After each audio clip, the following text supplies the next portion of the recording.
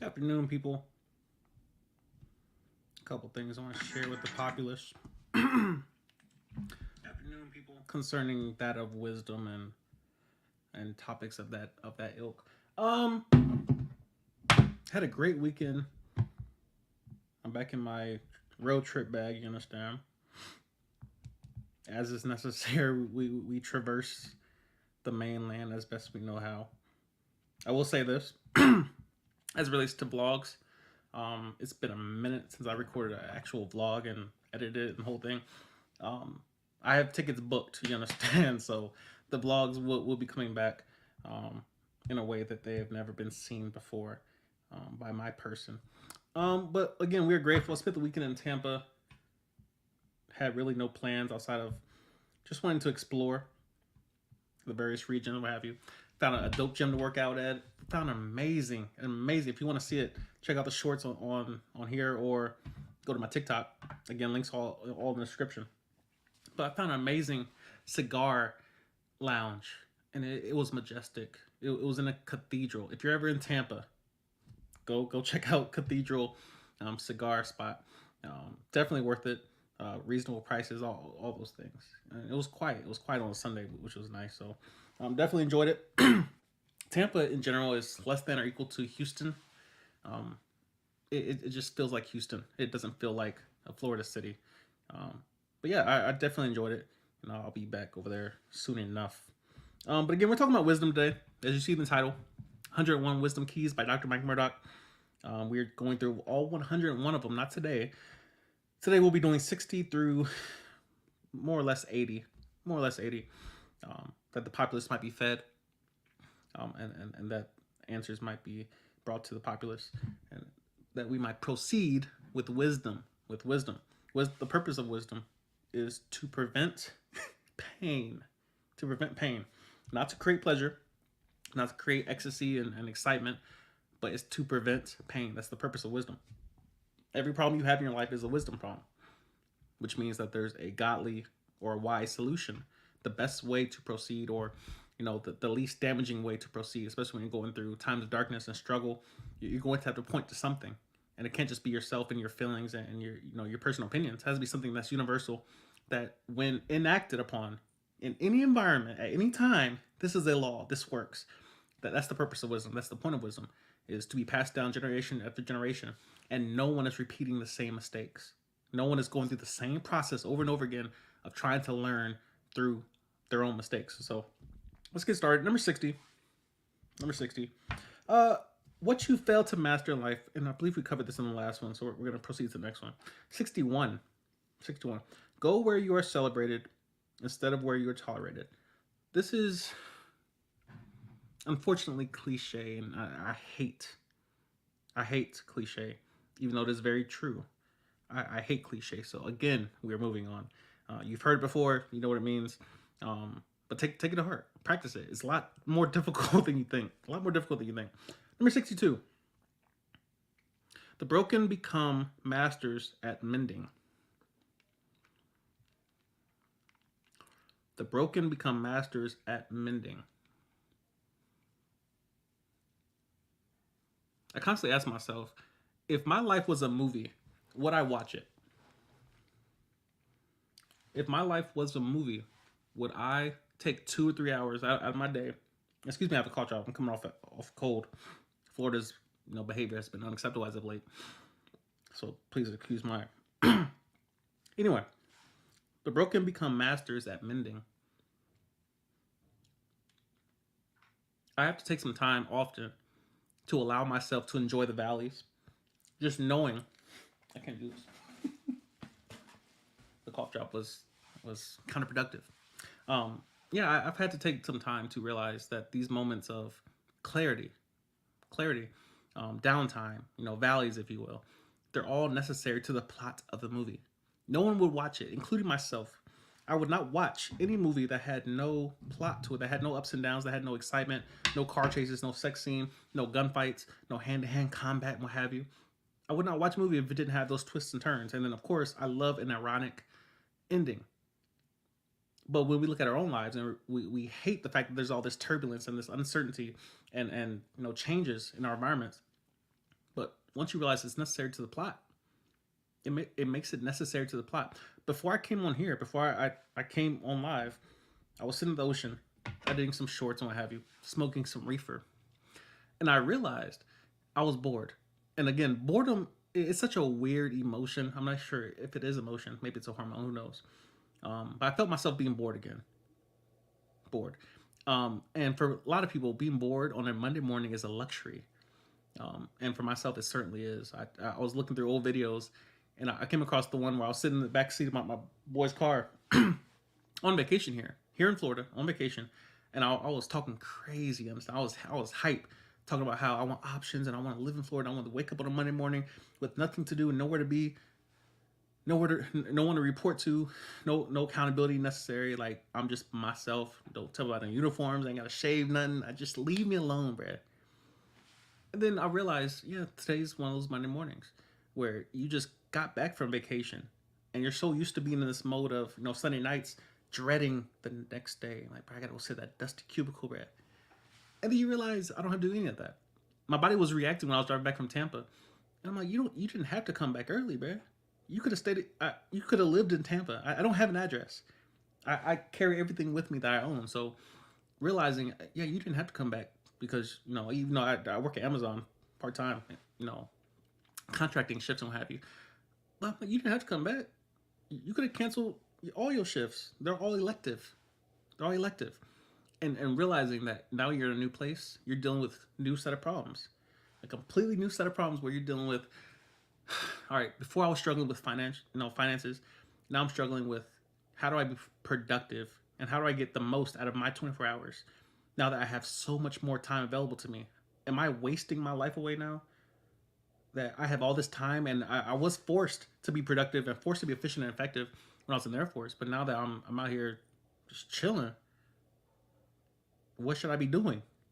And so, of course, coming on live and realizing, bruh, get on live, bruh. You're not bored. You're not doing what you're supposed to be doing, man. You're out of pocket. And so that's why we're here. That's why we're here. In regards to, because I did get off track, wisdom, bruh. The broken become masters at mending. Obviously, the point is the more you break, the more you have to put yourself back together because there is no alternative. There is no other options. It becomes a skill at some point that, mind you, other people will pay for. Some people are so good at being brokenhearted, and like I in particular enjoy the emotion of melancholy. There's something about it that is just soothing. Listening to love song ballads, classical rock, a good soundtrack. Wonder Woman has a good one. Pirates of the Caribbean has a quality background. But yeah, melancholy. It's nice. It's nice. You're not trying to end it all. You're not suicidal, or you're not dealing with woe was me. But it's more so, I'm sad, bro. I kind of enjoy it. But in that process, you'll learn skills in terms of how do I heal from certain things. Now, as a full-blooded black man, masculine man, I'll leave that up to arguments and what have you. I'm starting to notice that healing is a part of my life just as much as it is any other females. I just tend to resist it more for some reason, but it's necessary. It's necessary, and through being going through times of struggle, you tend to learn how to put yourself back together. And all right, how did I get back here, back on the live stream? Like there was a process to that. There was a process. I promise you, there's a process to going from I'm just gonna sit at the ocean and stare at nothing, or go book an Airbnb and set up my equipment and all these things, and then talk to the people with some type of substance to offer. It's necessary, and it took me being bored. You'll notice this, and if you look this up on TikTok, you'll find a whole bounty of information concerning it. Boredom has built-in, dare I say, mechanisms that will almost force you to do what you need to do. Everyone has a list, probably on their phone or on their nightstand somewhere, that is all the things they know they need to accomplish. They know they need to accomplish. It's like the top 5, top 10 things that, all right, I'm doing all the other things, and I'm being productive over here. I'm touching all this other stuff. I'm cleaning the car out. I'm going to the gym. I'm going shopping and running errands. But there's that back room that it's storage, but it's just trash stuffed in there. It's just trash stuffed in there. And we all have that back room in our lives where we know it exists. It's there. It's the elephant in the room, but we're busying ourselves with literally everything else. Well, that's kind of the point of boredom, is that if you just sit, stop moving, stop being productive about other stuff, and say, I'm going to sit here and do nothing. If I'm tired, I'll rest, I'll sleep, but I will do nothing but sit here or do that. I'm either going to do that, or if I'm tired, I can rest. That's it. You get two options.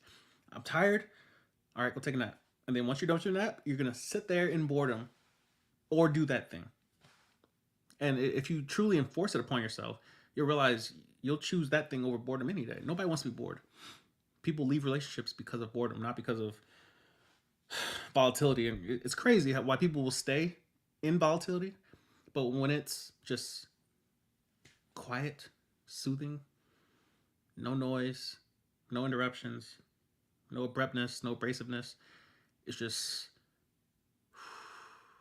people run from that. Why? Because their thoughts begin churning all the truths that they've been avoiding for so long. Moving on. 63. Your significance is not in your similarity to another, but in your point of difference from another. I like this one. And again, this is 101 Wisdom Keys by Dr. Mike Murdock. Number 63. Your significance is not in your similarity to another, but in your point of difference from another. You're friends because you have things in common. You choose a mentor based on where they ended up in life. Not so much where they ended up, but where they proceeded to gain in life. The place where, if you hire, let's say a CEO at random and say, I want you to mentor me in business. Well, it's not their job to be your friend. It's their job to warn you about all the mistakes that they made so you can avoid those mistakes and achieve what they achieved more efficiently.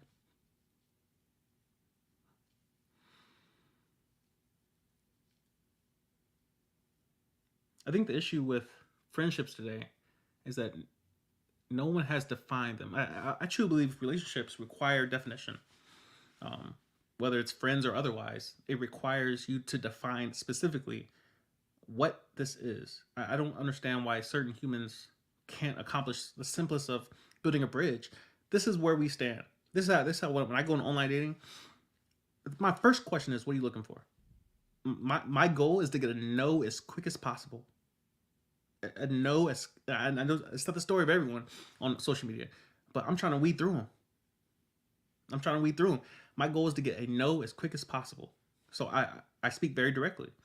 This is what I'm looking for. Your thoughts. You don't like it? Move on.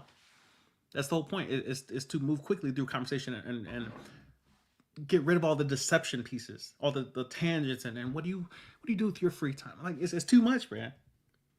It's too much. All my friends, strangely enough, I have so many friends named Mike. I'm not sure what the cause of that is, but I have a bunch of friends named Mike, and we all have, respectively, like typically one thing in common, just one thing. A lot of my friends I met doing one specific thing. I met one of my best friends named Mike at church, and he was a musician. I was a musician. Done, easy. And then he also plays basketball, and he also enjoys video games. And then you got my boy Mike here in Florida, and we met in physics class, and he invited me out for Chinese one day. It was just like random Saturday. He was like, yo, you want to go grab some food? And that was it. And then we went fishing, and it was a bunch of stuff. Most of my friendships typically is just, especially between me and the men, it's just one point of contact. We just share this one activity together. That's all we need. Well, the people I look up to, there's no friendship. There's no relating back and forth. It's right, do this next. Watch out for this. Do not do that. Watch out for that. Do this if you want to. You're gonna take an L. You're gonna pay price over here. This is expensive. This is more expensive. This will bankrupt you. Watch out for this. That's the whole point. It's for correction. So when I go to a mentor, I'm seeking correction. No friendship. No holding hand. I want you to correct me because it benefits me. It benefits me directly. Your difference is your assignment on the earth. If I were to put you in a room with 5 other people, what singular world would change my perception of you versus everyone else? What reality about you makes you different than everyone else? And when I say everyone else, I mean everyone else on the planet Earth, because that's how unique you are. A lot of us don't realize that. A lot of us try to be unique when we already are. Ray, slow down. Why are you rushing, man? There's nowhere to be, man. Moving on, 64. You always pursue the friendship that solves your most immediate problem. That's a good one.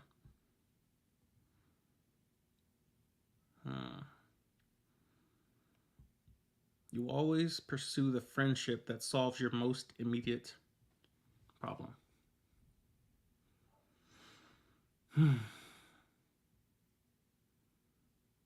I'm inclined to agree. And by the way, I'm not reading these because I agree with all of them. I'm reading them because they're great, stimulators, catalysts. It's my belief system that most humans will take the path of least resistance, and if they can get relief, they will choose that anytime. They will choose that multiple times over, in the case of having to wait and actually solve the fundamental problem. We're having some technical difficulties on our wedding day, of course. I'll take a quick break because I believe in doing these in decency and in order. And so we'll take a quick break and we'll be back to figure out what this problem is. Appreciate you.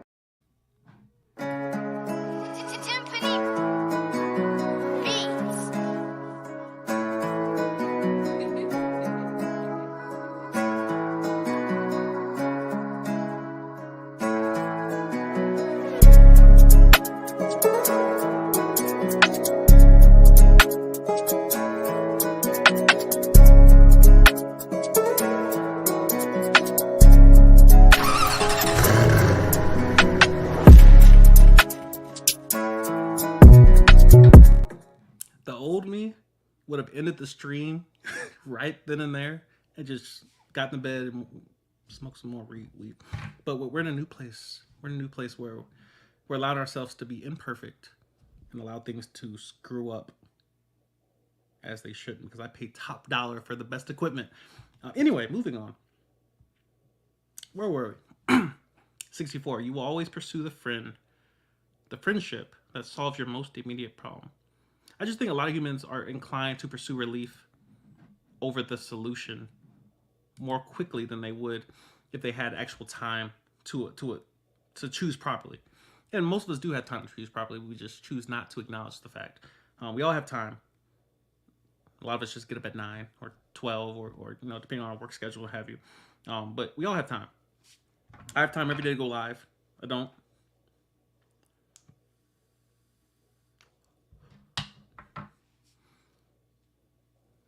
My best friend Mike, the one here in Florida, he fixes he's been fixing my car since high school.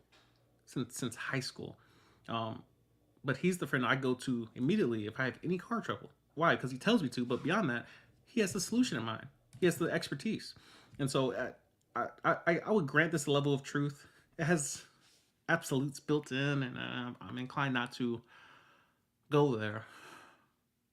But it does point to a larger issue of seeking relief and trying to get instant gratification in areas where there could be a foundational issue that we should be addressing. Yeah, we'll move on from that. 65. The worth of any relationship can be measured by its contributions to your priorities. That's nice. This almost pairs with 64 quite nicely. The worth of any relationship can be measured by its contributions to your priorities. If you have friends that invite you to places that go directly inversely against your goals, that's not a friend. That's not a friend. That's someone who's close to you. That's not a friend. A friend, for one, once they're aware, because accountability matters, but if a friend's aware of your goals and your priorities and things you have on your plate and things you're working on, things you're trying to accomplish, and they're literally handing you the opportunity to destroy your path and to choose a different path that you both know doesn't map to your end goal, that's not a friend. That's simply someone who's close to you. You must be aware of that.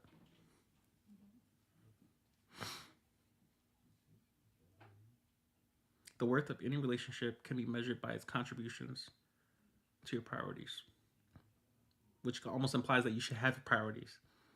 It almost implies that you have a set destination, and then you wake up each day with number one, two, three, four priorities in terms of where your time goes. That's imperative. 66. You will never conquer what you refuse to hate. I don't like this one. It's truer than I would like it to be.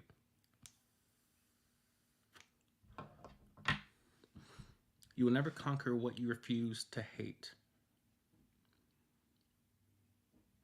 I think this generally applies to sin across the board. Because I feel like we all have the inclination to pursue it, mainly because it's a part of us. Per the Bible, we were born into it. It's a part of our nature automatically. So it's not like we have the option at birth to choose the nature of God. We're born into the nature of sin. And so our natural pursuits, our instincts, point to this automatically. And that's, of course, where the fruits of the Spirit come in. We're disciplined and self-control, all these things to keep us from those things. Temptation is usually a sign that there's a better option available. You probably should pursue this one thing. But that's how temptation works. It tempts us where we tend to be the weakest. Things that we tend to gravitate towards naturally, that's what we're tempted on. Not salads and broccoli. It's not natural for people to yearn for things and be tempted for things that they have no desire for. So I truly believe temptation works probably hand in hand with your desires because of our sinful nature. It's trying to destroy us. Sin has the built-in seeds of destruction. It's built in already. The seeds of destruction are built into every sin that we think of. So, or things that we embark on. Think about fornication. The elephant in the room. Well, 21-year punishment, if not longer. 21 years. You have one night of passion, one moment of ecstasy, 45 minutes of glorious exchanging of friction and fluids and liquids, what have you. The punishment is built in. You find all these men complaining about child support. The punishment is built in. It's built into the act. It's built into it. Raising a child by yourself, the punishment is built in. The lack of time for yourself, the lack of time to child care, all these things, all these different variables, the punishment is built into the act. So if you know, all right, so if I gamble and win, I'll probably be addicted. It's not the losing in gambling that's dangerous. It's the winning. If you win once, your brain tells you, oh, let's release some dopamine. If you have sex, let's release some oxytocin. And let's do this again. It's a pattern that your body will recognize immediately of that feels good. Let me do it again. That's the whole point. Is that some my mom used to always say, slippery slope fallacy, of course. But she referenced it a lot in terms of sometimes trying it is the fatal flaw. Sometimes trying the heroin is all that's it. That's all you had to do. All you had to do was initiate one time, one moment, and you're ruined. And so that's the purpose of wisdom, is to be aware that some of these acts that we try, so some of the things that we kind of dip our toe into, they're not meant for us to come back from that. Some mistakes are immediately fatal. Adam and Eve is probably thinking about this currently. While they sit up in heaven looking down on a struggle, some mistakes are immediately fatal, no do-overs, you're done. So yeah, wisdom is important. It's imperative that you be aware of these things. What else we got? 67. Injustice is only as powerful as your memory of it. That's good. Injustice is only as powerful as your memory of it.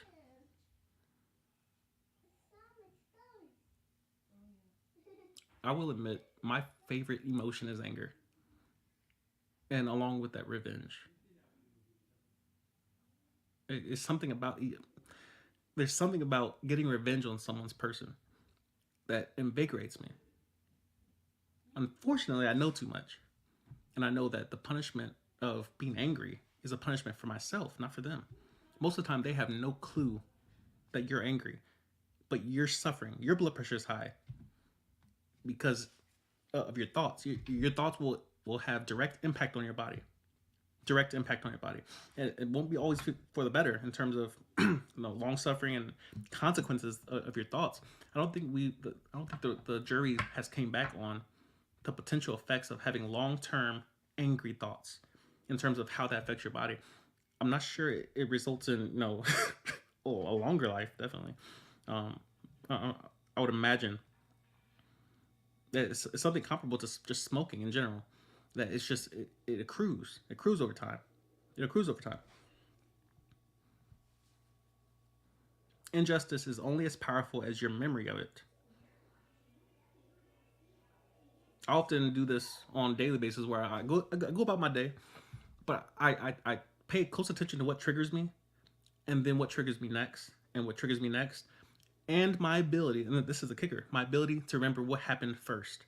So if somebody cut me off at 8 a.m., all right, let me calm down 15 minutes. The anger, the fight or flight will subside. The cortisol will go down. I'll be back to normal. It happens. Cool.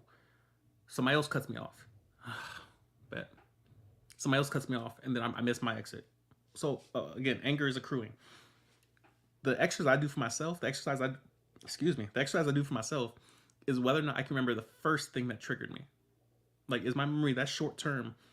Can I remember the first thing that triggered me? Not so much, the following acts, but can I remember the first thing? What triggered me yesterday, last week?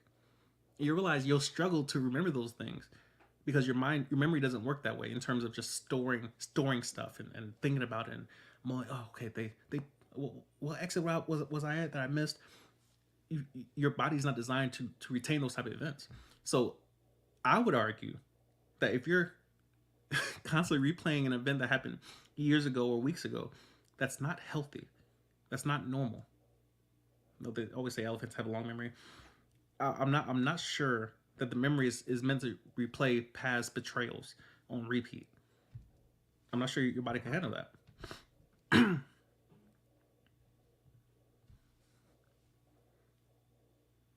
Injustice is only as powerful as your memory of it. Simple solution will be to just move on. Forget about it. Forget about it. And I know a lot of us can't, and a lot of us won't, and a lot of us are unwilling to do so. But if you just constantly remind yourself, this does not punish them in any way by replaying this. They have no clue. They're clueless to the fact that you're upset about something. They have no clue about it. Move on. You will benefit directly. Forgiveness benefits you. It has nothing to do with them. What else we got? 68. Every relationship in your life is a current moving you toward your dreams or away from them. Every relationship in your life is a current moving toward your dreams or away from them. This goes along with 65, where it simply references the people around you. The people around you are having an effect on you, whether you realize it or not. Whether you're willing, to accept, such changes when having adjustments, it's happening. You can't help it. It's subconscious. And so it's kind of like choosing a wife. You can't avoid the risks of marriage. So you might as well pick the right person to do it with, so you don't have to do it over. If you have time to do it twice, you might as well do it the first time correctly.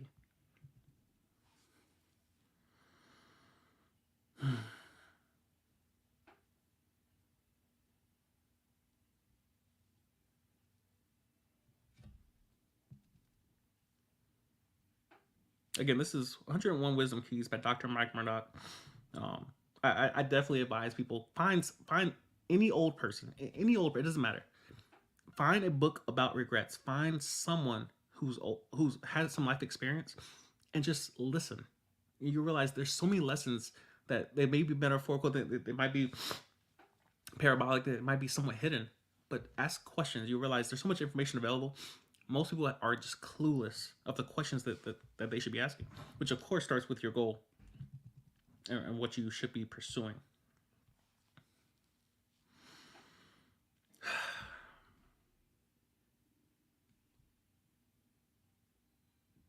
69. You will never be promoted until you have become overqualified for your present assignment. You will never be promoted until you have overcome Excuse me. You will never be promoted until you have become overqualified for your present assignment. That's simply pointing to excellence. Excellence is the highest quality that you're currently capable of. You'll never reach perfection. Perfection is the highest level of attainment, period. In terms of, like, it's perfect. There's no do-overs, there's no flaws. I don't think humans are capable of perfection. We are capable of excellence. It's the highest quality that you're currently capable of, which means it should be changing over time. It should be changing. You will never be promoted until you have become overqualified for your present assignment. I practice minimalism, but every now and then, I find myself over collecting, just too much, just doing too much, and I realize less, less, less. Am I managing where I am right now? I don't need more money. I don't. Am I managing? Am I maximizing the dollars I do have flowing through my account? Am I maximizing those dollars, or am I wasting them? I can't be praying to God for millions of dollars. I can't manage what I have coming in now. That's the whole point of your current place, is have you learned the lesson of where you currently are? Or are you making the same mistakes repeatedly and repeatedly and repeatedly? You're going to stay there until you figure it out. There's a lesson to be learned here in this place. What is the lesson to be taken away from this situation? And have I solved it yet? If not, seek wisdom. Somebody solved it before you. That's the point of wisdom, is to find all the people who have gone through what you're currently going through and take their answers and apply them to your situation, because they are the same. Your situation is unique, but the problems are wisdom problems. Wisdom does not expire. Advice does. So in this case, if I'm going through something, I just need to seek wisdom about it. Sometimes the answer is wait. Nobody likes the answer, but sometimes the answer is as simple as just wait. Just wait. You can't fight the hurricane. Sometimes you can't outrun it. Sometimes the answer is wait. Very few people like that answer, but in a lot of cases, it's the correct one. Number 70. Money is merely a reward for solving problems. Money is not real, it's symbolic. It represents an exchange of services. Money is merely a reward for solving problems. If you want to get paid a lot, find big problems to solve. There's always money around. When there's a problem to be solved, especially when there's a scarcity of who can solve it, there's monetary reward there. It's pretty self-explanatory. 71. Your reaction to someone in trouble determines God's reaction to you the next time you get in trouble.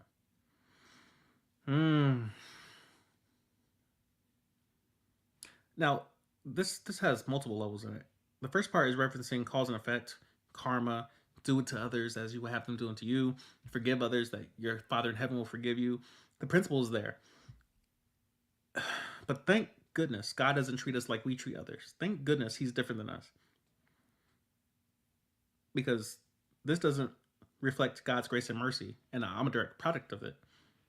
I'm a direct product of it. So as much as I've tried to be good to people, I know I've failed multiple times over. And so I'm grateful that God is nothing like us, and he allows us to be as flawed as we are, and he's him, and his grace and mercy applies to all of us. So I don't so much agree with that one, mainly because it's almost putting God on the same level as us, and thankfully he's nothing like us. So we're definitely grateful. 72. What you can tolerate, you cannot change. If you like it, if you don't mind it, if you don't complain about it, if you ask for your burger to have no onions, but they brought onions, a bounty of extra onions anyways, and you just eat the burger anyway, that was your fault. You paid for a burger that you didn't want. It's your fault. A lot of us struggle with this, saying no, asking the waiter to come back and redo something because we don't want to be a burden on people. You're paying for it. And it doesn't just apply to food, it applies to your own life. If you don't like something, say no. If you don't want something, if you don't like something in your life, say no to it. Walk away from it. And yes, there are consequences to doing so. But if you don't like something, walk away from it and be okay with consequences afterwards. But just staying there and just Maybe they'll be nice to me.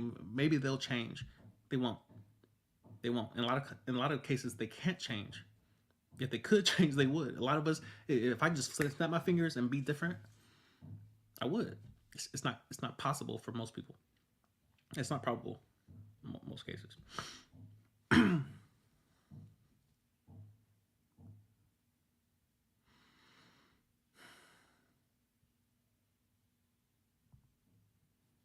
71. Your reaction to someone in trouble determines God's reaction to you the next time you get in trouble. We covered that one already. So yeah, moving on. 73. 73. The waves are yesterday. Yet the waves. Slow down, Ray. Slow down, Ray. Relax. The waves of yesterday's disobedience will splash on the shores of today for a season.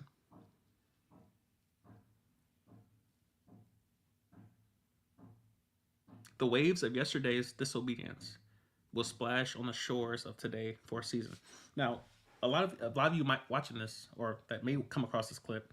You may not be a Christian, but you understand this in the terms of children. That if you give a simple instruction and they don't follow it, you know there's consequences. They know there's consequences, and it may not just be for one day. Sometimes it carries on. Sometimes it carries over in terms of, all right, now I still have to deal with this because of one decision I made weeks ago or months ago, or in some cases years ago. You had one night of fun, and now you got this little human staring at you for the next 20 years plus. It's tough.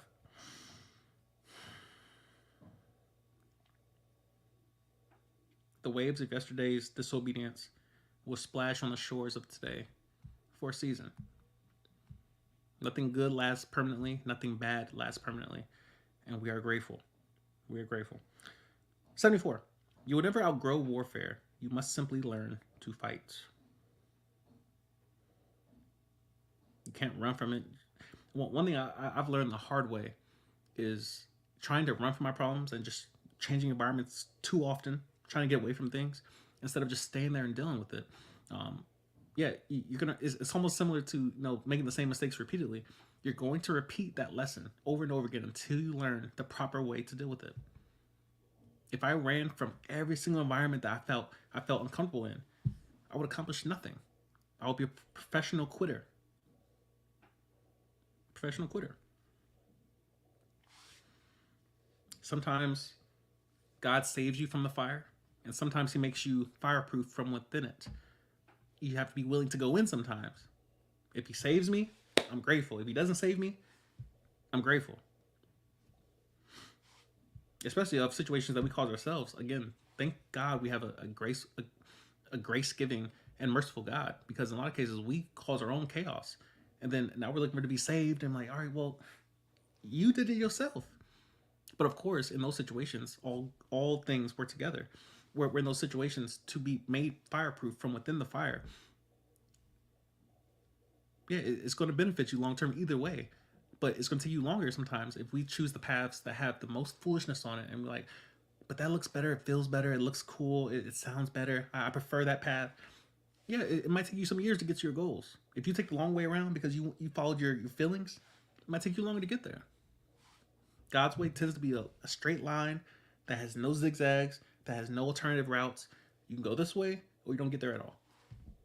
God's way is the only way to get there. It's unfortunate.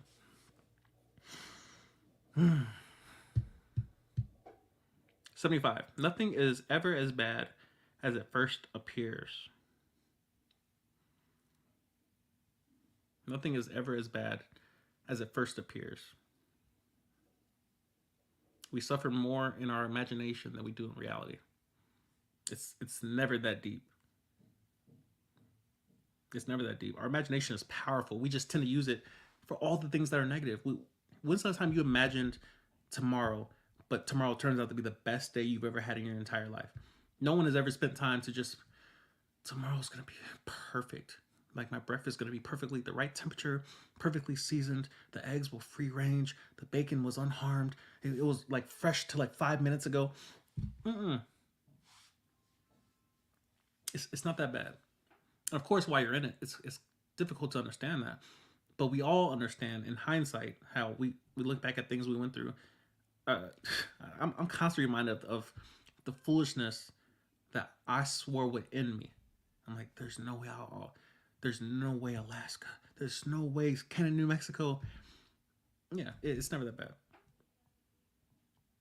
Stoicism has caught my heart again. I tend to be back in the scrolls and the pieces of literature.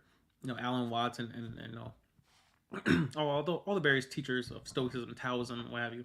Um, was it Shinzu? Is that his name? Confucius.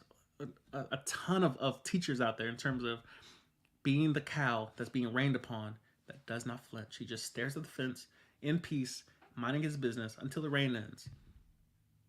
Don't be the person that will walk across the street with a hand over the head trying to prevent the rain. You're going to get wet. You're already wet. You're already wet. You're resisting it. You're resisting it. Nothing is ever as bad. Well, what if you just went with the flow of whatever's happening to you? All right, we're being evicted. See what happens. Now, obviously, you've got a family. There's different variables to account for, but the point is, it's not going to kill you, right? It's not going to kill you, right?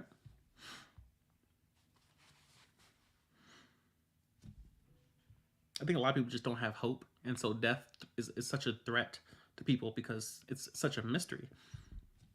Well, that's why it's important to choose the appropriate and the correct worldview, so that you have hope, and that you realize death is not the end; it's simply a door.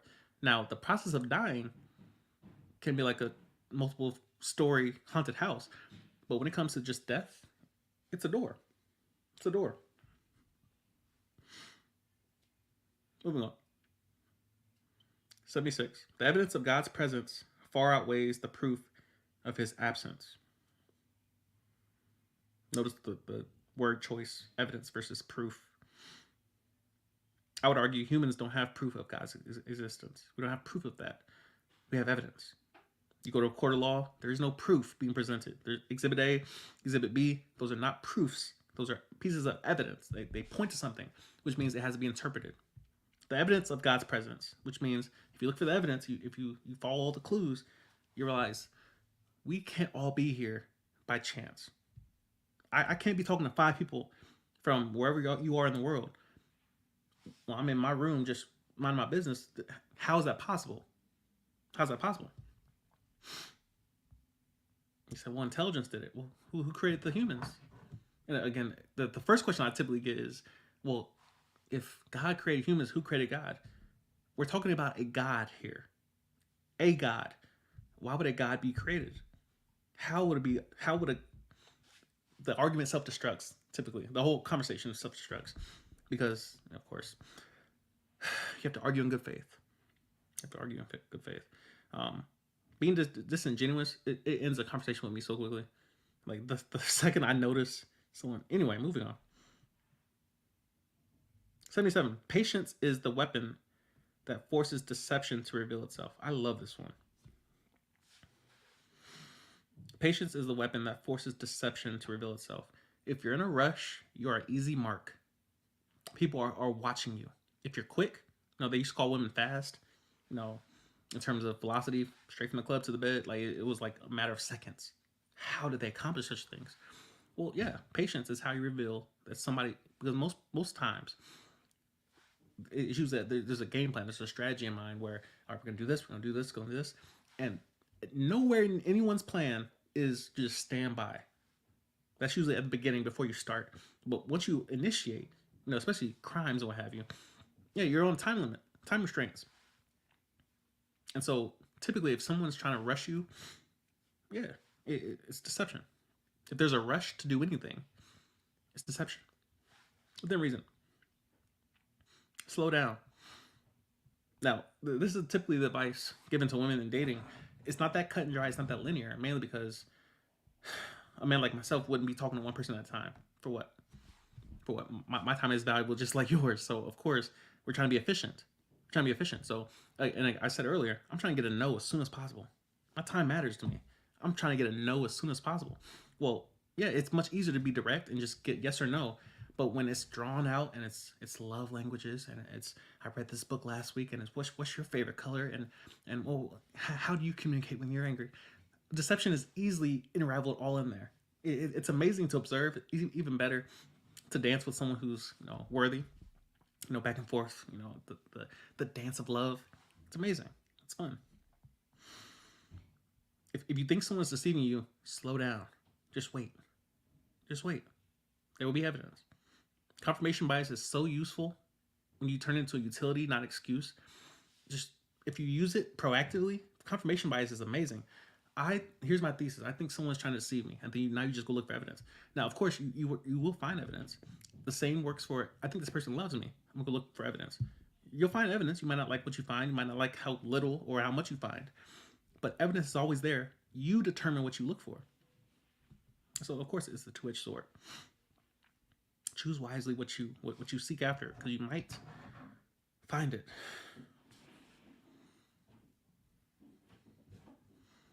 $78. 1 hour in the presence of God will reveal any flaw in your most carefully laid plans.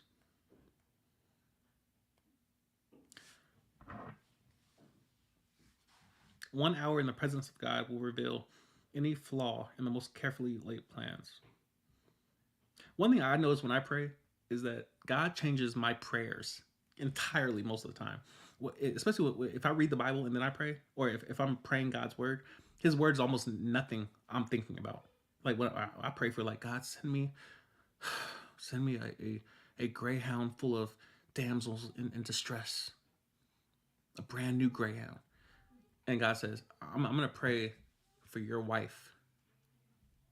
Yeah, pray for a wife instead. You don't need a girlfriend. Pray for a wife. I don't want to pray that. I don't want a wife. But you start understanding God, he knows what you need more than you do. The things you want, every time I pray for something that, I really want this specific thing, in most cases, I've gotten something better than what I prayed for. Multiple times over. Life-changing moments and prayers and goings on.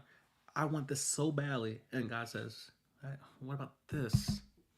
You like that better, huh? You like that, bro? 1 hour in the presence of God will reveal any flaw in your most carefully laid plans. You're probably almost always missing something. I would argue, even if you think your plans are perfect, you're missing something. You're overlooking something. You have biases. It's going to sneak up on you. Thank God, again, God's grace and mercy keeps us from those things that we tend to miss. But yeah, a lot of us leave our house unprepared. I got this, I'm going to do this next, and step 3 and step 4. No. A lot of us can't see 2 weeks ahead, let alone the next 10 minutes from now, but we're laying out 5-year plans and 10-year plans. It's not true. It's not true. Life is not a linear process where you go from step 1, step 2. Life happens to you. Pain is planned for you, and then you respond. But your only option is to respond. You aren't the stimulus. You aren't the catalyst. You are a response to stimuli. Your parents did something, and then you came, about a year later. You are the effect. And so everything you do after you're born is simply response to something else. And so how you respond to everything is what your focus should be. Not so much trying to cause something. You are the effect already. So now you're just responding to all these other stimuli and catalysts that have been brought about.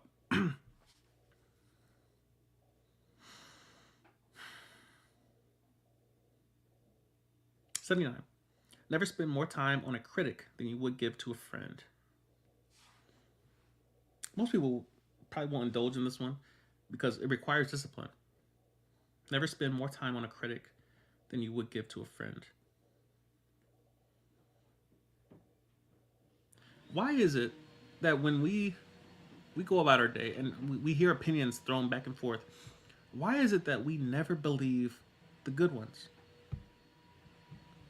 Well, why is it that if somebody says, bro, you dusty looking, bro, and we just, bro, this person just told me the truth, bro, all the way, they told me all 100% of the truth. It's not true, bro. It's not true. We are so quick to believe anything someone tells us as long as it's negative. But if they tell us, bro, you are beautiful, bro, and we, this old raggedy thing, I bought this last week, well, just say thank you, bro. It's crazy. Crazy how that works. We'll believe anything negative, but the second that compliment comes our way, we do anything to avoid it. That's craziness. Excuse the vacuum. Again, problems with living in Airbnbs, bouncing around. There's so many different priorities, not live streaming, that you have to deal with. But again, we're grateful. We're grateful. These great hosts here, great people. We only got a couple more.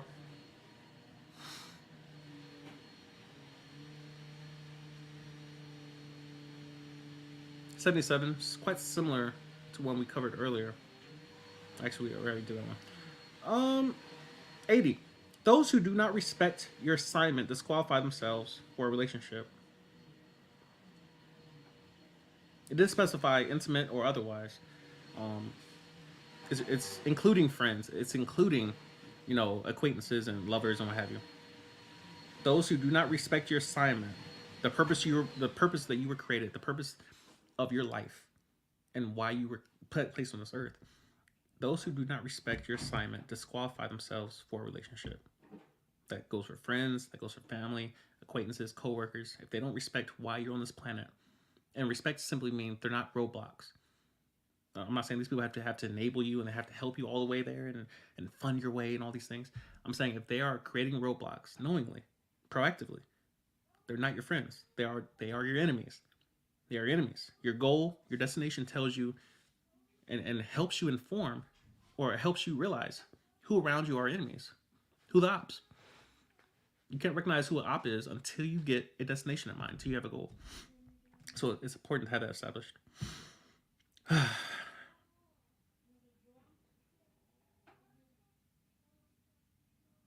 Let's keep going. 81. You will never reach the palace talking like a peasant. And we're going to go through a couple of these as they seem like they're getting simpler in nature. I'm not a fan. You will never reach the palace talking like a peasant. Oh, I'll say this. And I don't know who I heard say this. It was one of those motivational speakers on TikTok and what have you. But basically, if you pretend like you have a certain trait about yourself, that is having that trait. So if you pretend to be confident, you pretend to be courageous, you pretend to be fearless, you pretend to be athletic not so much, but the other ones, you'll realize that is confidence, that is bravery, that is courageousness. When you pretend to do something, especially when it's qualitative in nature, such as fearlessness, by pretending to do it, you are doing it. You can't fake fearlessness. You either do it or you don't. And so sometimes it's that simple in terms of realizing you have to practice. Sometimes you have to practice being the person that you want to be. How would the disciplined version of Ray behave today? What would he be doing with his time? What would Ray be eating for dinner? Simple questions, but the answer comes to mind immediately. Well, he should be doing this, and he should be doing that, and he should be over here, and he should be going live, and he should be dealing with in real time struggle in his mind of the stream is not perfect, but he's going to finish it anyway. He's going to go further. He's going to keep doing it. A YouTuber, how to be a YouTuber. YouTubers make videos, so you just make videos. I got three people watching. I know one of them is me. I know that. That's the point. It won't always be 3. It hasn't always been 3. I think the highest I've ever had live streaming was maybe around 50 or so. I think I broke 100 once, maybe. But the point being is, I'm going to come do these live streams if it's 3 people watching or 1,000. The point is to do the action, regardless of outcome, regardless of who shows up, regardless of support, regardless of monetization, how much money I'm making, regardless of my channel versus other channels, and they're growing quickly and they're picking up traction and they're on these huge. I will talk to my 3 people with gratitude. Not to mention there's less pressure. I probably know 3 people watching.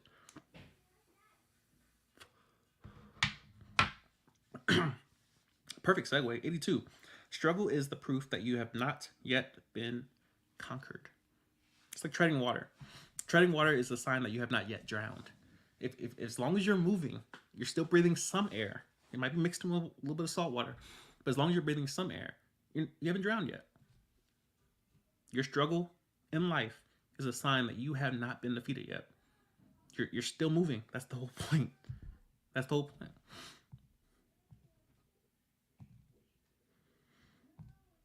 Struggle is the proof that you have not yet been conquered. My dad asked me a question some months ago. It was a simple question. He said, "Are you giving in to sin or are you struggling with it?" It sounds better the other way. Are you struggling with your sin or are you giving in to sin? It's imperative that you realize that the purpose of the Ten Commandments is to help us identify sin. It's not for us to follow it point by point. We can't do it. If we could, we would have been crucified instead of Jesus. But instead, he came and died for us, knowing our limitations. The Ten Commandments is not for us to sit there and try to go step by step and meet all the criteria for holiness. We can't do it. We're incapable. So in which case, now that we're under grace, we're aware of sin, and now we struggle with sin. We struggle with it. We're not perfect. We're not accomplishing all these major, I'm sinless for the last 48 hours. No, because your thoughts can be sins too. Adultery can be committed in your heart just by looking at a woman with thoughts of lust and what have you. God knows I'm guilty multiple times a day. So even though I may not sin with my fleshly body, I can sin up here. Realize that struggle is progress. Treading water is still progress. Drowning is quite binary. Swimming is not binary. Sometimes swimming is just staying in, I'm not drowning. So it's something. Sometimes the small wins is all you need. Take the small win and realize I could have drowned already and said, I'm still making it somehow. How am I still making it? How's this possible? Enjoy the struggle. There's merit in the struggle. 83.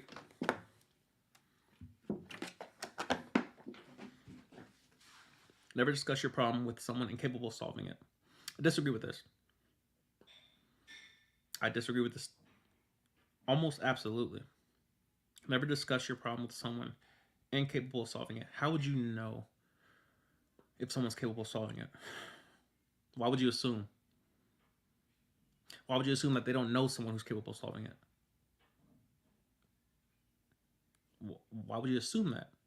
The only thing that you should be assuming in a conversation that you have not had is kindness. That's it. You should not be assuming anything else. Attitudes, bitterness. You're not assuming those things. You're assuming kindness in any conversation that you have not had yet. It benefits you. You won't assume the worst. You won't ruin relationships because you simulated something that did not happen. I would argue, discuss your problem, period. Especially men. Discuss your problem, period. You're not the first person to go through something. You're not the last. Discuss your problem. It's not like unique to you. Oh my God. Loneliness, low vitamin D. What are you talking about? That's almost universal, man. It's normal. You're human. I'm about to finish No More Mission Nice Guy again. I read it every year. And the whole point of it is to realize your humanness, bro. You have needs just like everyone else does. Ask for help. If you're a man with muscles, ask for help. Doesn't hurt. I promise you. It speeds up the process. You'll get a no, you get a yes. You have direction. You have variables to deal with. You have options now. You might get a yes on your first ask for help. You never know if you don't ask. Moving on. 84. Greatness is not the pursuit of perfection, but the pursuit of completion. Greatness is not the pursuit of perfection, but rather the pursuit of completion. I believe that one of the earlier keys was something to the effect of done is better than good. And it talks about how your goal is the finish line. Ideally, on your own 2 feet, not a wheelchair. That's the purpose of wisdom, is to ensure you cross the finish line, but not just cross the finish line, but not in a wheelchair. Like you want to do so under your own strength. That's the point of wisdom. Greatness is not the pursuit of perfection, but the pursuit of completion. This year, I'm just doing stuff. I promise you, I've already finished the book. I already took a road trip to Tampa this weekend. At the end of this month, I'm telling you, I'm different. I'm different.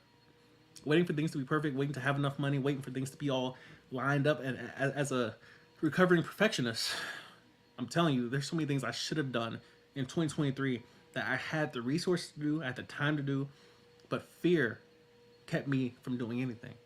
So now now I'm in a place where like I'm taking notes. I'm taking notes like, yo, this will be accomplished. This needs to be done. I need to go here. I need to do this. I'm not gonna wait for it to be perfect. That's the whole point. Is that first of all, that point will never come where everything is perfect. The amount of money you think you need, you'll always think you need a little bit more. Like if I could just do this one little, I'm telling you, man. You're gonna look up one day and you're gonna be older. You're gonna be older. You're gonna have stuff on your plate. You're gonna have people to care about, people to look after. Those same options won't always be there. Preaching to the choir.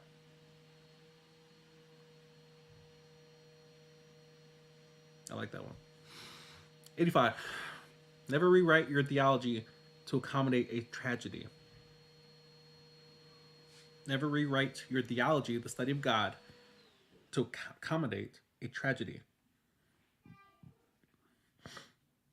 This is like building up, like digging up your entire foundation because the curtains didn't match.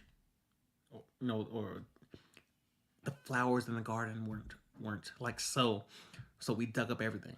We start over. We're relaying the foundation. It's too much. It's too much. Theology, the study of God, is almost like studying everything. You're studying the universe. You're studying meaning. You're studying philosophy and mathematics. You're studying everything that is when you study God.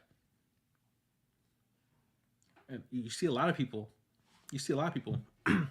They see tragedy happen. They see chaos, murder, pain happen in the world. And the first thing they do is go grab a shovel and try to dig up the existence of God. I'm like, he can't exist if that happens. What are you talking about? What are you talking about? No. God is the only hope that we have.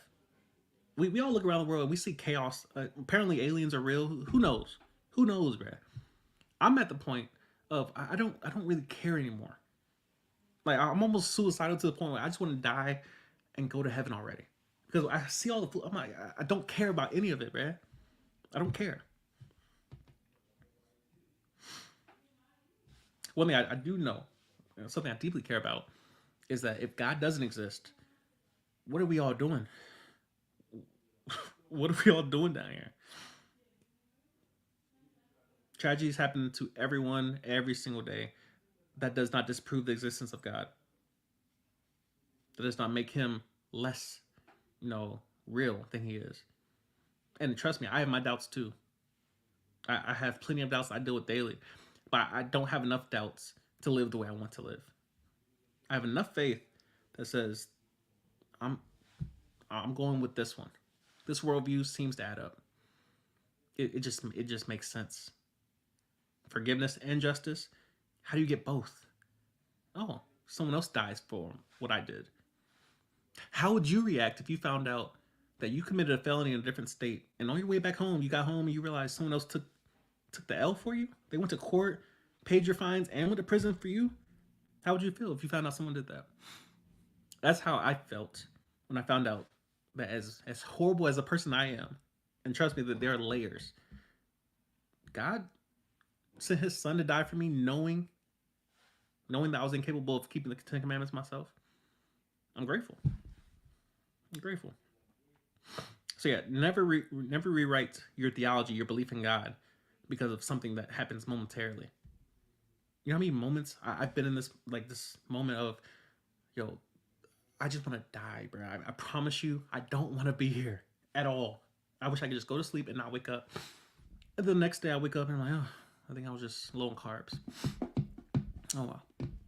Electrolytes were low. I'm like, you can't do that, bro. You can't just. You should move on like nothing happened, bro.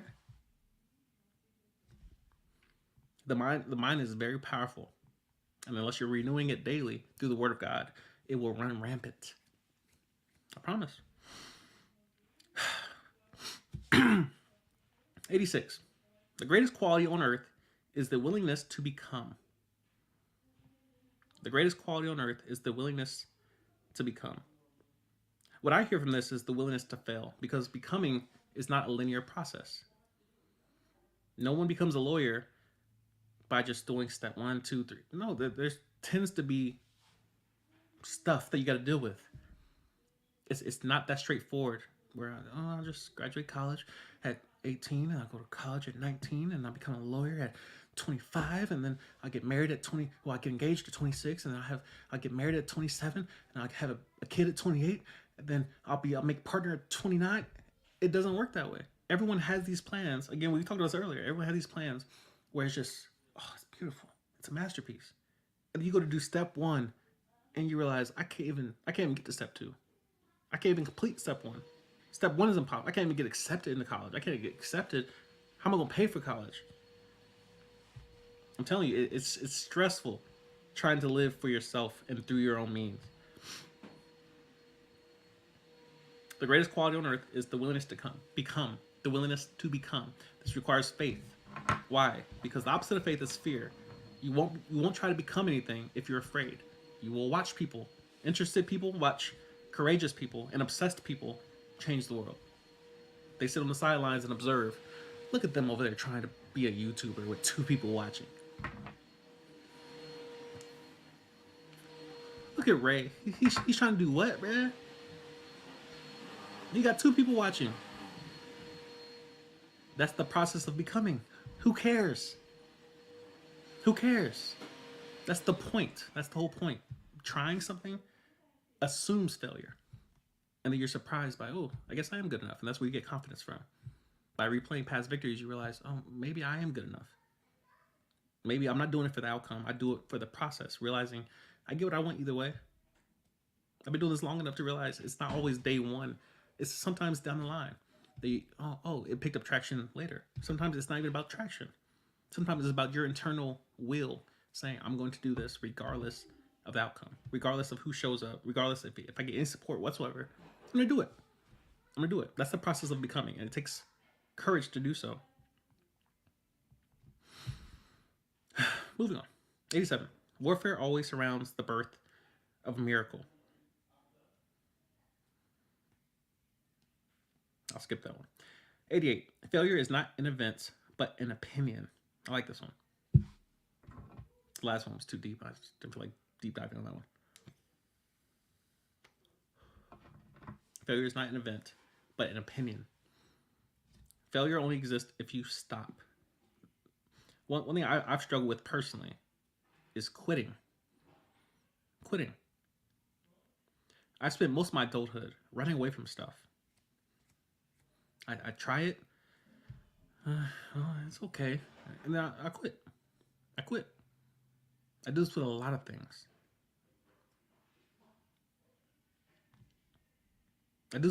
Like I try things and I quit. The difference is those things that I've kind of stuck with, like YouTube. YouTube is probably the most consistent thing that I've tried and failed, but I can't seem to quit it. There's a part of me that enjoys it too much, and I just can't seem to quit. There might be breaks in between, but I seem to always come back. And I think that's the whole point. Is that before, and a lot of times still currently, I look at the end result, I look at the outcomes, I'm like, why isn't this is quality breakdowns, quality information. Why is no one yearning for this? I'm like, well, first of all, I'm a customer of one. Secondly, I'm doing it because I enjoy it. Thirdly, I'm doing it because it pays. It pays no matter how many people watch it. It pays, trust me. And then fourthly, people are still watching it. It's not like I'm getting 0 people here. Someone's enjoying it. Someone's getting something from it, and that's the whole point. If you find enough reasons to do something, you won't quit it. Most of us, when we go into something, we have one, like, I just want a new car. And then you achieve it earlier than you thought you would. And then now you have no stamina left. Now what? I hit one of my major goals. One of the biggest goals I ever had in my life was achieving passive income. If I can just get one stream of passive income, I don't have to do anything for this money to come in. So I can go travel the world and make YouTube videos and podcasts and break down videos and talk about wisdom. And then I achieved it. And I was lost for months. lost. What do I do with my life? What do I do next? I told him, the host I was staying with, I'm like, it's a luxury to have this problem. It's a luxury. It doesn't make it any more easier, but you do realize this is a luxury. It's a luxury problem to have. I'm bored on a Monday morning at 9 a.m. That's a luxury to have, and I'm grateful. Failure is not an event, but an opinion.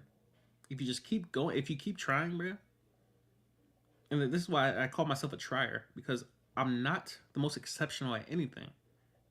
At anything. I'm not exceptional at anything. I play piano, but if you put me on electronic keyboard, I'm transposing.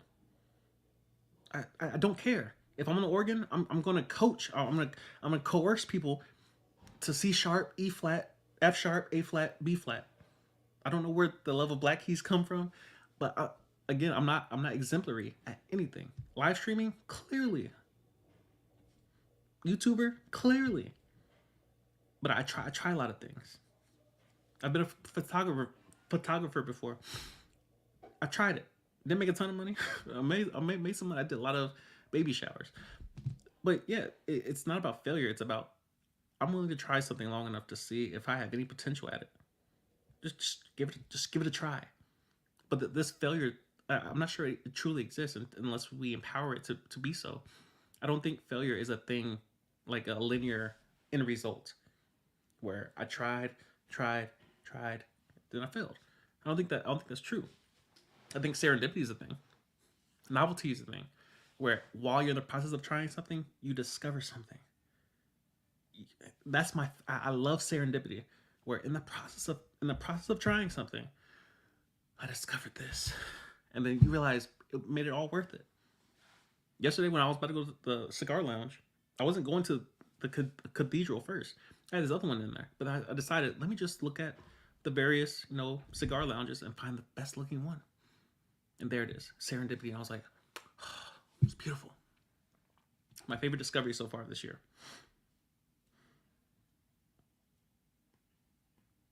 Failure is not an event, but an opinion. I would err on the side of caution that what if you come across something in the process of failing, what if you come across something you love in that process? What if you meet the person that you're supposed to be with on a date with a person you're not supposed to be with? Who knows?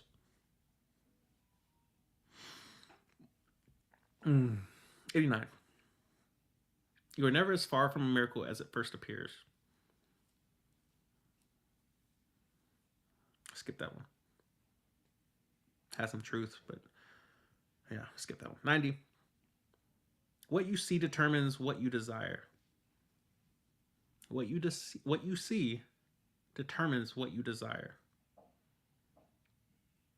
You can show somebody a landscape, and they're gonna pick out the cacti in the corner. Why? It's not right or wrong. Why were they immediately drawn to the cacti? Why? I don't know. It's a question for the philosophers, and all the various scientists and what have you, quantum physicists. Why would I look at a picture, the first thing I see is the following. Your eyes will automatically be drawn to what you like. No matter what environment you're in, you will find, I smell coffee. I walk through the mall. If I hear the progression 4, 5, 6 in a minor key, Shazam is my favorite invention. Because I whip that junk out so quick, bro. Who is this singing, bro? I don't care about the lyrics. I care about the music. If I hear the progression 4, 5, 6, maybe add a 3 in there too. I'm telling you, bro. What you see determines what you desire. Exposure. I have plenty of videos where I used to take vacations, take leave and travel and what have you. And the whole point was to expose myself to better. I wanted to be exposed to what exists. I had never been to Florida until I joined the Air Force. And I was like, bro, I want to see what they doing down there, bro. The weather's quality. And then now I live here. But first I had to be exposed to it. You don't know what you want because You haven't been exposed to enough. Now, by no means am I saying go try everything in terms of taking on risk. What I'm saying is wine tastings, samples, YouTube videos, TikToks, Reddit. There's too much information out here for you to just be falling into stuff. There's too much information available. There's too much.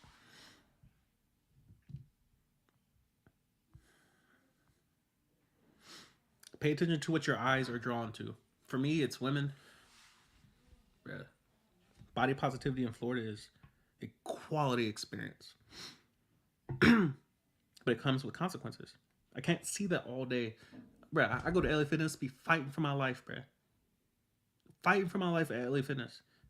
I swear on everything, it's napkins and some tight fitting drawers. That people are showing up to the gym in napkins and tight fitting drawers, and I'm supposed to do a pull day. How is that possible?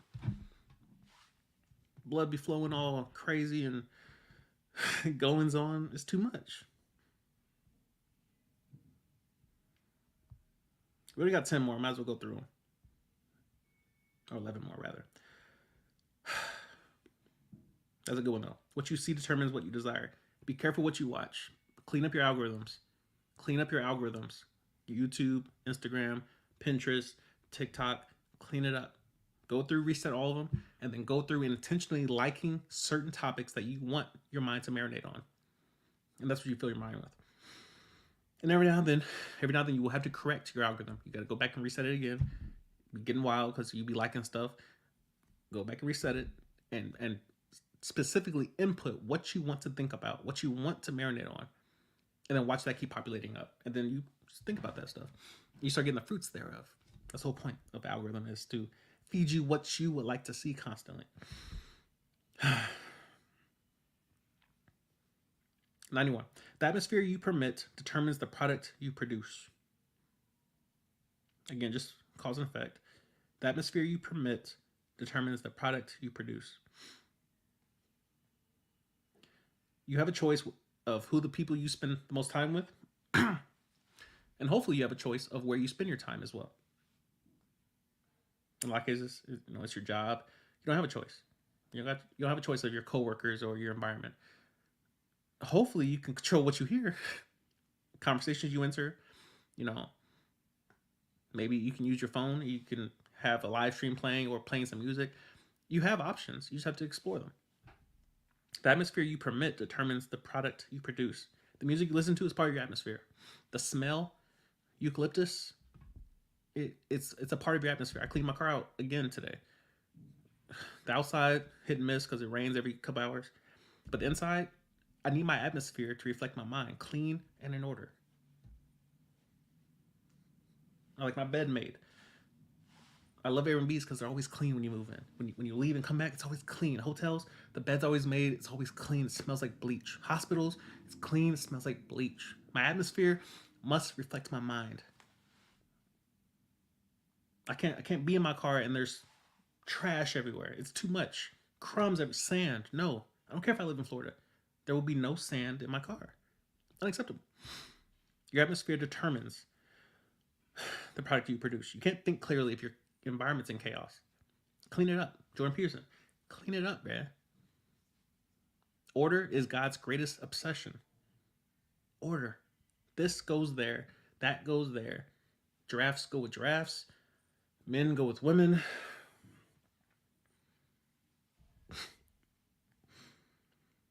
All the things. 92. Prosperity is simply having enough of God's provision to complete his instructions for your life. Prosperity is simply having enough of God's provision to complete his instructions for your life. I posted this, I believe it was yesterday on Threads. People that say money doesn't bring happiness have no plans of helping anyone else. Sometimes the prosperity is not for you, it's through you.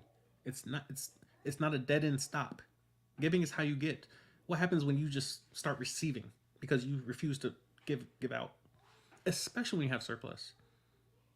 Especially when you have surplus. If you have extra, more than you need, and you just relaxing and chilling, and people around you are struggling, there's something wrong with that. There's something wrong with that. No, I'm not saying just give away free money. Give wisdom along with it so they can learn how to get their own money. But nobody should be struggling around you while you're in surplus. That makes no sense. The purpose of prosperity is so that you and your mission can be accomplished.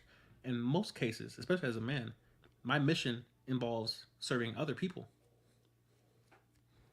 The man was created in a vacuum. Adam was created by himself. But almost a couple of days later, they immediately be fruitful, multiply. Immediately give her coitus, bread, and multiply in the earth. Your purpose is people. The meaning of life is simple. It's people. It's people. No exceptions. It's people. Notice how if you go anywhere by yourself, it's not as enjoyable as if you went with somebody you know. It just adds a little bit of spice. It's easy to be bored when you're with someone because then you just get creative. But no one wants to be bored and alone and just alone with my thoughts and by myself. It's not a normal position for any human to be in. I will say this with loneliness. Your ability to adapt to loneliness is not the solution to loneliness. Your ability to adapt to loneliness is not the solution to loneliness. It's kind of like saying time heals all wounds. That's not the purpose of time. Time is for planning and for organization and order. Time is not for healing. It's just not.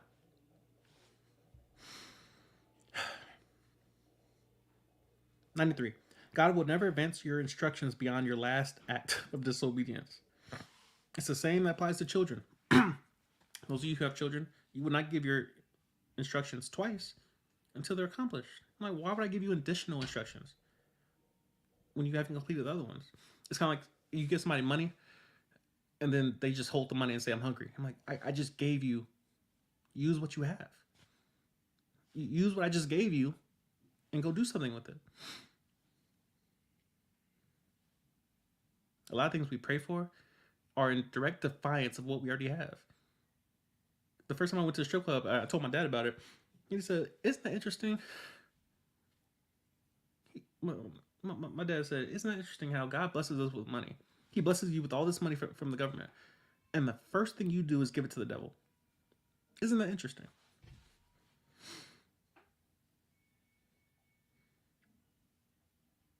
I truly believe that this season of my life where I've just kind of been off in the cut, I've been learning this lesson. Why would I give you more if I can't trust you with what you have? You prayed for what you have right now. You pray for the life you have right now. It's even better than you could have imagined. And yet, you're not doing your live streams, bro. You ain't posting your clips. You ain't traveling. All these things you pray for, you're not even, but you want more? That's crazy. God will never advance you. God will never advance your instructions beyond the last act of disobedience. I'll take a quick break, and then we're going to finish this out.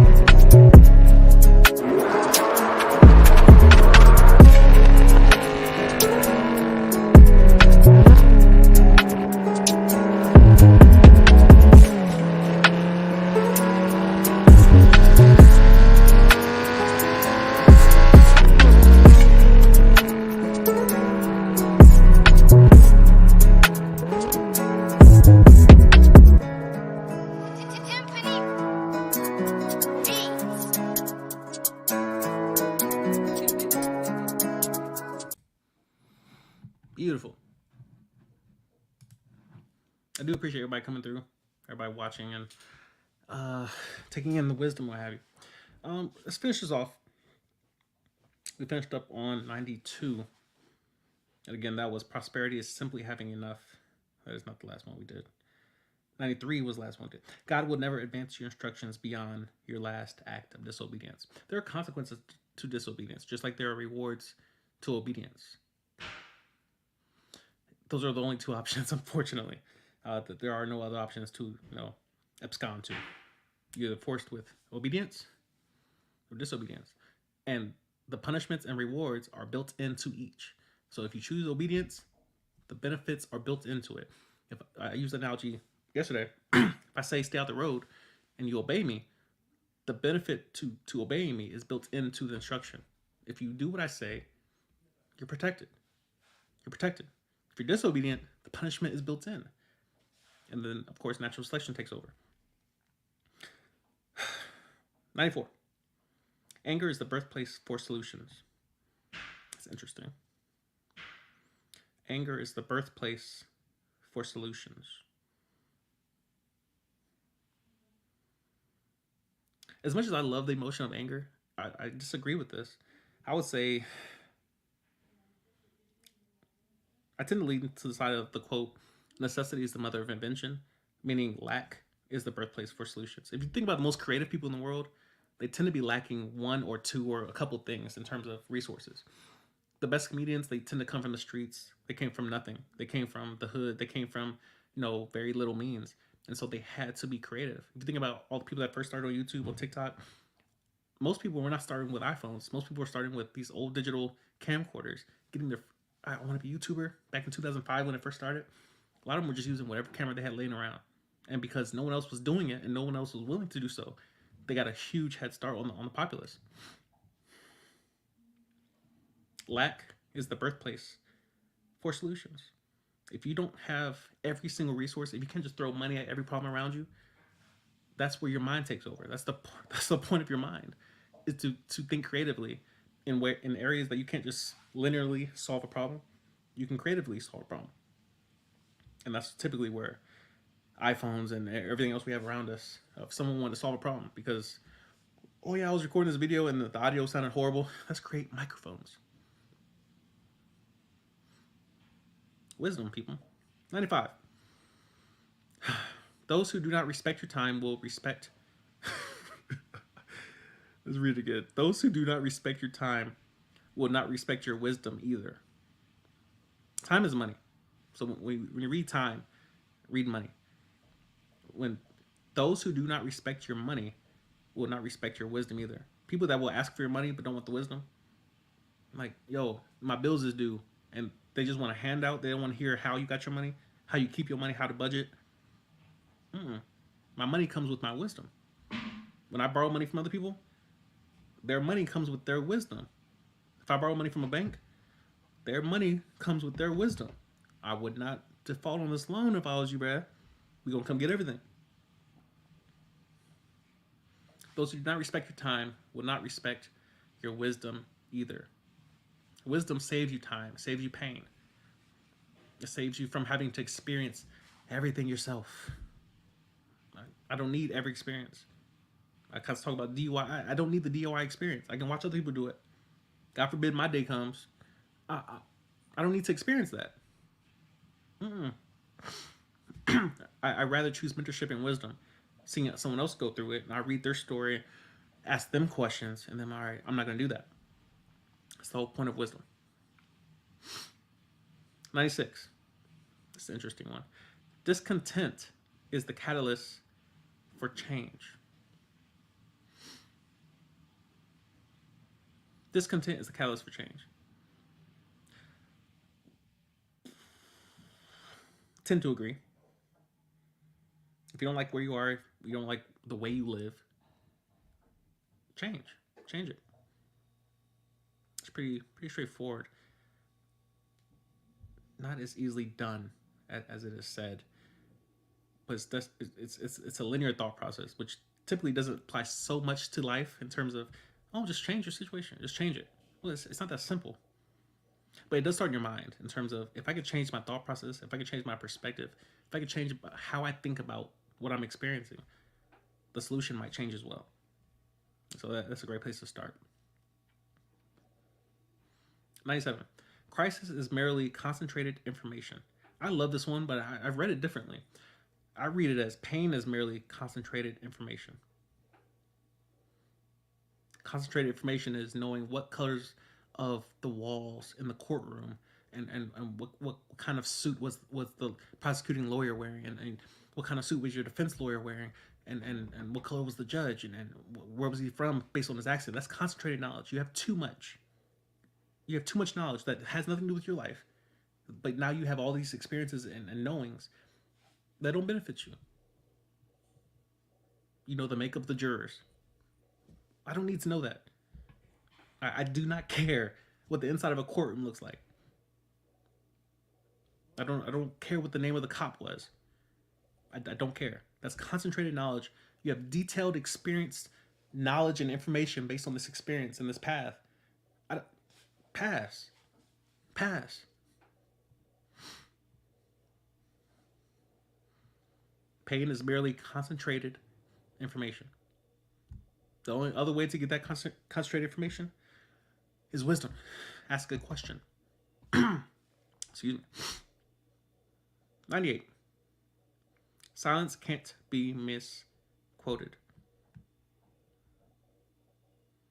Silence cannot be misquoted.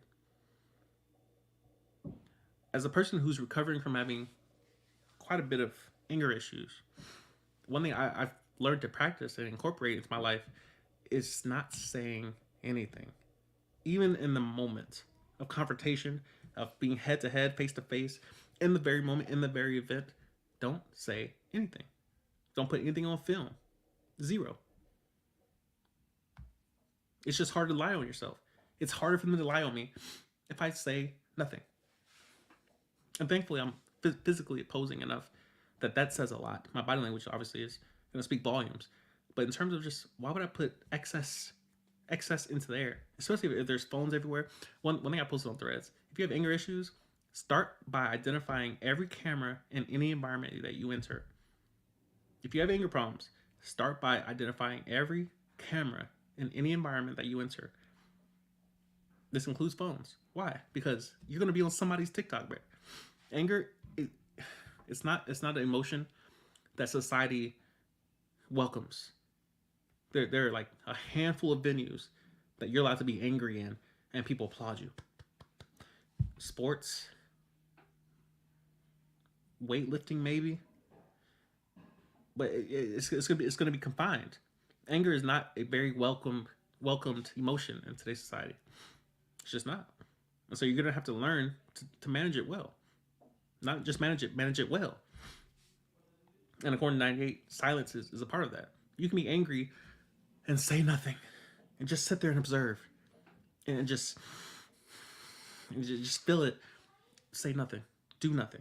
Anger is the last emotion that you want to try to incorporate into your everyday life. It doesn't fit well. It destroys things. It's like energy without the mechanism. It's like the sun's UV light and there's no chlorophyll. There's no melanin.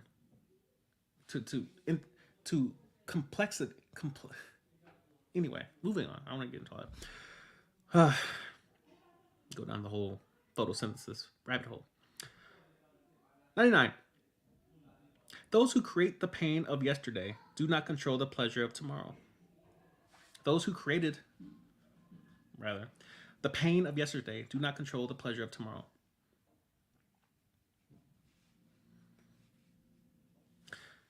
I'm going to rephrase it. Those who created the pain of yesterday should not control the pleasure of tomorrow.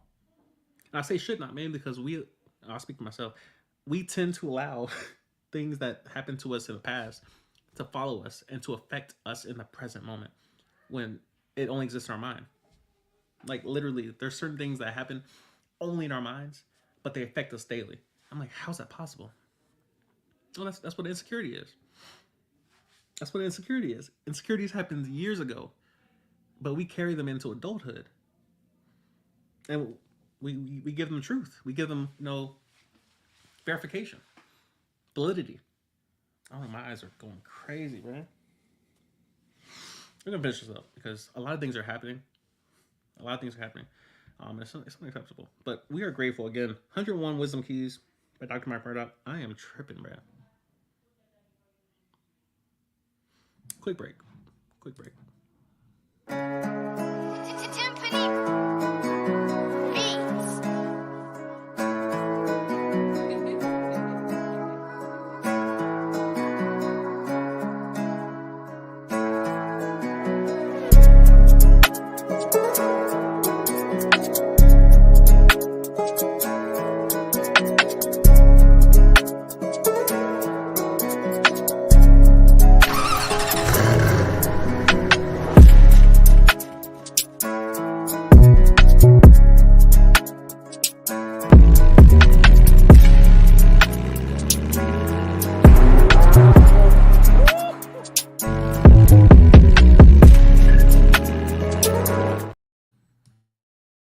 Yo, there's a lot going on, man.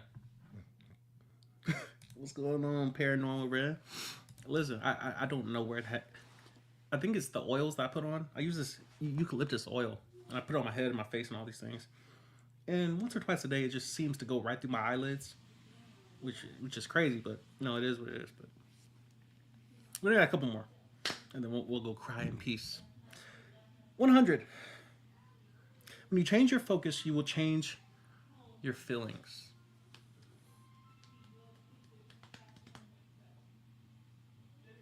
Your focus decides how you experience the world. This live stream, I'm choosing to focus on the fact that I got it done. And I've been preaching that this entire live stream. I'm choosing to focus on the fact that I completed the live stream. It wasn't perfect. It had so much foolishness. My last live stream, I spilled my drink on my shirt. And I'm like, bruh, why can't I just get a 2-hour perfect live stream, man? And it happens quite often. But when it doesn't, I tend to just, why couldn't that be better? Why couldn't that live stream be better, man? But yeah, again, we're focusing on the fact that we completed it. We're done. Got a couple more. Again, 100. When you change your focus, you will change your feelings. I'm choosing to focus on the fact that I came on here, I went live, I did it, I finished the book, because again, we only have one more after this. This is quite impressive for me, for myself, man, because I think that's the whole point.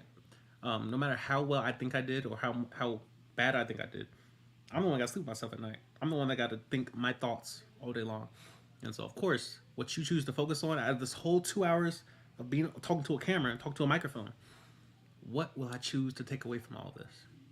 Did I fail? Is Ray a failure because he got something in his eye? He had to use the restroom. There's a vacuum cleaner. The host came home and started making noise. Yeah, I did it, man.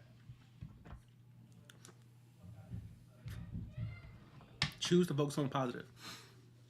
The negative plans itself. You have no control of it anyway. The acceptance of a negative experience makes for a positive one. I'll say it again. The acceptance of a negative experience makes for a positive experience. So if I choose to say, bro, this live stream was a success, bro. We had 6 people watching. A total of 6 people watching, man. I'm grateful, man. Now, the only thing worse would to discover that the mic was out the entire time and nobody told me. And at that point, I digress. And lastly, the 101st Wisdom Key of Dr. Mike Murdock reads as follows. What you make happen for others, God will make happen for you. What you make happen for others, God will make happen for you. Referencing karma, cause and effect, a lot of principles at play here.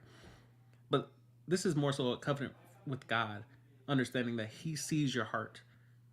And those moments where it's not so much overt that you're doing something positive, you're doing something good, especially for someone else.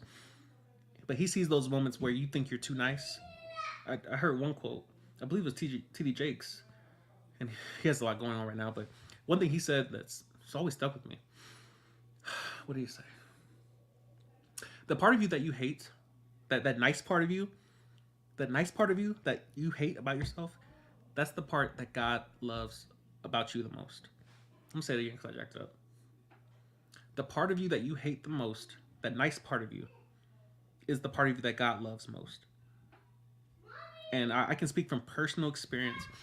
I have no shortage of being the guy who's doing something, and let's be honest, covert contracts, doing something that nobody else knows about. You know, I want this, and I'll do this for them. Hopefully, they'll do this back for me.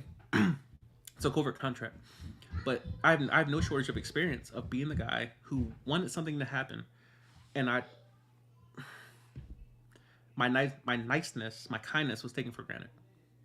And you never forget those moments.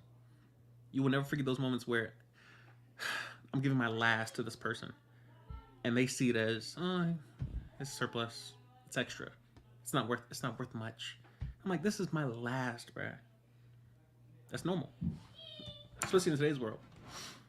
But that's the part of you God loves most. It's the part of you that won't let others go without. That's the part of you that God loves most. So yeah, just remember that no matter what you're dealing with between humans, there's also an upward relationship in terms of keeping that in right standing, and that's the most important relationship you have. Um, that's a wrap. I'm gonna get off here because I have traversed many of emotions during this live stream, but once again, I'm grateful. I'm grateful. But yeah, that was 101 Wisdom Keys by Dr. Mike Murdock. It's my favorite version. It's my favorite way to read a book. It's just itemized quotes. It's beautiful. It's beautiful. Itemized quotes, numbered 1 to 101. I love that. I love that. If I ever wrote a book, it would be in the same format. But again, appreciate everybody coming through. Appreciate you watching. I know this wasn't the smoothest of live streams, but I'm learning. First of all, I'll say this quickly. I watch a lot of other live streamers and content creators, and I just watch people's live streams. I'm like, there's so much chaos. There's so much going wrong, and yet they just keep going. And the people just keep watching it, and I keep watching it. And you realize it's a live stream. It's not like a television studio production. It's a live stream. It's a laptop, a mic, and a camera, Wi-Fi, what have you. Yeah. Don't be so hard on yourself. Preach to the choir. But again, appreciate everybody coming through. Patreon.com/Raymond Isaiah. If you want to support your boy, join this channel. If you would also like to support your boy, all the links in the description. If you want to hit me up, all my DMs, all the things in the description. But yeah, I appreciate y'all coming through. Appreciate y'all watching. Say what's good to your boy.